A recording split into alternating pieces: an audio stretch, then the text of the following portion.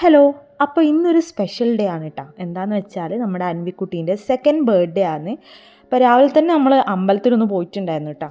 അമ്പലത്തിൽ പോയിട്ടൊരു പുഷ്പാഞ്ജലിയൊക്കെ കുഞ്ഞിൻ്റെ പേരിൽ കഴിപ്പിച്ചു. അതിനുശേഷം നമ്മൾ നേരെ കുൾബാറിലേക്ക് പോയി. എന്താണെന്ന് വെച്ചാൽ കേക്ക് വാങ്ങിക്കണമല്ലോ, ബർത്ത്ഡേ സ്പെഷ്യൽ കേക്കാണല്ലോ. അപ്പോൾ കേക്കിനൊക്കെ ഓർഡർ കൊടുത്തു. അതിനുശേഷം ഒരു ബൺ മസ്കയും അതുപോലെ തന്നെ ഒരു ലൈമും കൂടെ വാങ്ങിച്ചിട്ടുണ്ടായിരുന്നു. അപ്പോൾ അത് അവൾ തിന്നു കേട്ടോ. അവൾക്ക് നന്നായിട്ട് ഇഷ്ടപ്പെട്ടു.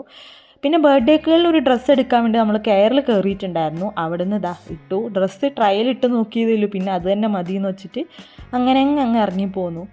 കേക്ക് ഓർഡർ കൊടുത്തു, ഡ്രസ്സും വാങ്ങിച്ചു. ഇനി നേരെ ഷോപ്പിംഗ്. അങ്ങനെ നമ്മൾ ഷോപ്രിക്സിലേക്ക് കയറിയിട്ട് അടിയിൽ ഷോപ്പിംഗ് മോളാണ്. അപ്പോൾ അവിടെ പോയിട്ട് കുറച്ച് സാധനങ്ങൾ വാങ്ങിക്കാനുണ്ടായിരുന്നു, അതൊക്കെ വാങ്ങിച്ചു. പിന്നെ നമ്മൾ നേരെ വീട്ടിലേക്ക് വന്നു. ടൈമില്ലല്ലോ, കുറച്ച് ഫുഡ് പ്രിപ്പയർ ചെയ്യാനുണ്ട്. അപ്പം നെയ്ച്ചോറ് പ്രിപ്പയർ ചെയ്തുകൊണ്ടിരിക്കുകയാണ്. അതിൻ്റെ ഇടയിൽ അമ്മ പായസമാക്കി, പാലട പായസമാണ്. അതിൻ്റെ ഇടയിൽ നമ്മൾ നെയ്ച്ചോറ് വെന്ത് വന്നിട്ടുണ്ട് കേട്ടോ. ഉള്ളിയൊക്കെ മുകളിലേക്ക് പൊങ്ങി വന്നിട്ടുണ്ട്. അത് പിന്നീട് അത് മിക്സ് ആക്കിയപ്പോൾ ശരിയായി. ഇതാണ് നമ്മൾ ഷോപ്പിംഗ് ചെയ്ത സാധനങ്ങൾ. അതെല്ലാം ഇങ്ങനെ നിരത്തി വെച്ചിട്ടുണ്ട്, ഒതുക്കി പോലും വെച്ചിട്ടില്ല. അങ്ങനെ ഈവനിങ് ആകുമ്പോൾ ഇതാ ഇവള് വന്നു, കിങ്ങിണി വന്നു. അപ്പോൾ അവൾ ഡ്രസ്സെല്ലാം കൊണ്ടുവന്ന് അൻവിക്കുട്ടിക്ക്. അപ്പോൾ അത് ഓപ്പൺ ചെയ്ത് ഇങ്ങനെ കാണിക്കുന്നതാണ്. വളയുണ്ട്, ഹെയർ ബാൻഡ് ഉണ്ട്, മാലയുണ്ട് എന്ന് പറഞ്ഞ് ഓരോന്നോരോന്നായി കാണിച്ചുകൊണ്ടിരിക്കുകയാണ്. വലിയ ഗ്രാൻഡ് ആയിട്ടുള്ള സെലിബ്രേഷനൊന്നും ഉണ്ടായിരുന്നില്ല കേട്ടോ. ജസ്റ്റ് ഒരു കേക്ക് മുറി, ഒരു നെയ്ച്ചോറ്, ചിക്കൻ കറി, അത്രേ ഉണ്ടായിരുന്നുള്ളൂ. വലുതായിട്ടൊന്നും ഉണ്ടായില്ല. പിന്നെ ഈ ആനക്കുട്ടനെ അവളുടെ അച്ഛൻ അവൾക്ക് ഗിഫ്റ്റായിട്ട് കൊടുത്തതാണ്. അപ്പോഴേക്കും എൻ്റെ വീട്ടിലെ അമ്മയും അച്ഛനും അനിയനും അനിയത്തിയും വന്നിട്ടുണ്ടായിരുന്നു. വേറെ ആരും ഉണ്ടായില്ല കേട്ടോ, അവർ മാത്രമേ ഉണ്ടായുള്ളൂ. പിന്നെ നമ്മുടെ ബർത്ത്ഡേ ഗേളുടെ അവളുടെ അച്ഛൻ കൊണ്ടുവന്ന ഡ്രസ്സ് ഇടിയിപ്പിച്ചു.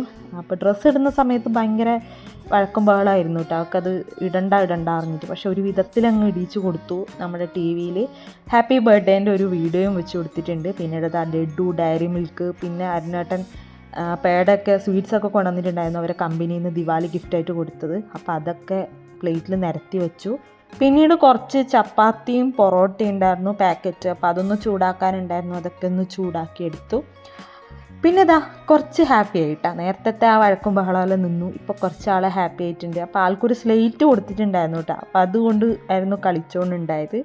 അതിൻ്റെ ഇടയിൽ നമ്മളെ ഫുഡൊക്കെ എങ്ങനെയുണ്ടെന്ന് പറഞ്ഞ് ഓരോന്നോരോന്ന് സെറ്റാക്കി നോക്കി. സാലഡ്, പായസം, ചിക്കൻ കറി, നെയ്ച്ചോറ്, അപ്പോൾ അതൊക്കെ നോക്കുമായിരുന്നു കേട്ടോ. കഴിഞ്ഞ വർഷം അടിപൊളിയായിട്ട് തന്നെ സെലിബ്രേറ്റ് ചെയ്തിട്ടുണ്ടായിരുന്നു ഫസ്റ്റ് ബർത്ത്ഡേ. അതുകൊണ്ട് തന്നെ സെക്കൻഡ് ബർത്ത്ഡേ അത്ര ഗ്രാൻഡ് വേണ്ടാന്ന് വിചാരിച്ചു. അതുകൊണ്ട് ചെറിയ രീതിയിലുള്ള ഒരു ഇതായിരുന്നു, ഒരു കേക്ക് കട്ടിങ് മാത്രമേ ഉണ്ടായിരുന്നുള്ളൂ.